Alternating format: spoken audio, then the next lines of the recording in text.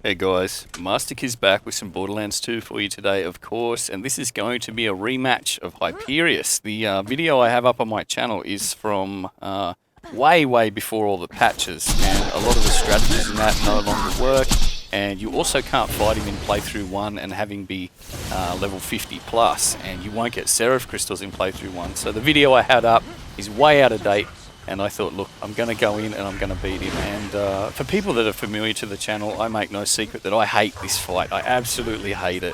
It is a gear check, and if you don't have the right gear, you will just get massacred. There is a very interesting mechanic that Bahroo has actually stumbled across. Bahroo's a guy that does a lot of research into Borderlands. And he discovered that as long as you have 2 points above 50% of your maximum health, you can't be killed by any one single attack in the game. So you see my max health in this particular fight is 63160. So 50% of that is 31580, which means as long as I can keep my health at 31582 during this fight, I can never be put into fight for my life by a single attack, which is incredibly handy to know. And if you wanted to do this fight, it might be an idea to sort of have a look at your numbers, crunch your numbers, and know where your health has to be so you can't be put down. So you see there with the Rubi and the Stormfront, it regenerates health very quickly. So what that means is I can get a stack of health back, and I can always stay above that 50% threshold, so that I can't be put down by one of his Nova Blast. Right there you'll see I use the Corrosive Norfleet. It one-shots all of the bots, and I use Converge, which is a Siren skill, to bring them all together. I switch over to the Fire Norfleet, and I'm using the Sham shield as well. As long as you're fairly close to him, the splash radius of the Norfleet is huge, and because the Sham actually has a property of absorption, it actually absorbs all of the rockets as long as you are close enough. So right now you see that Hyperius has gone to a certain point in his health, and he goes into his enrage phase, which means he starts to jump at you and attack you.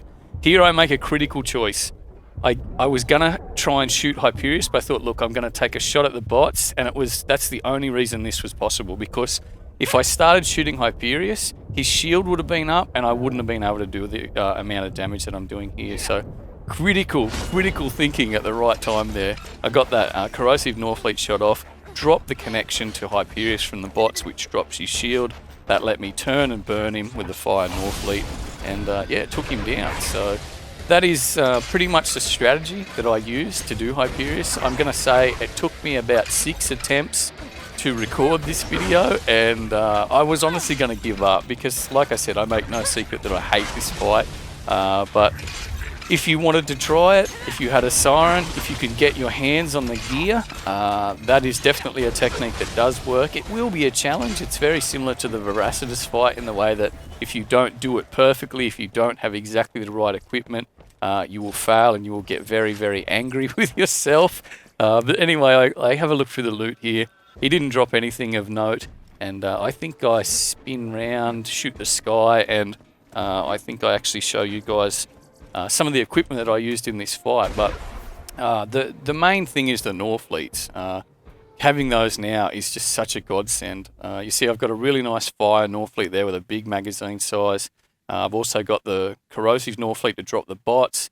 I used the Fire Sandhawk to actually hurt him at the start of the fight with the bee. Miss Moxxi's Rubi, which heals you.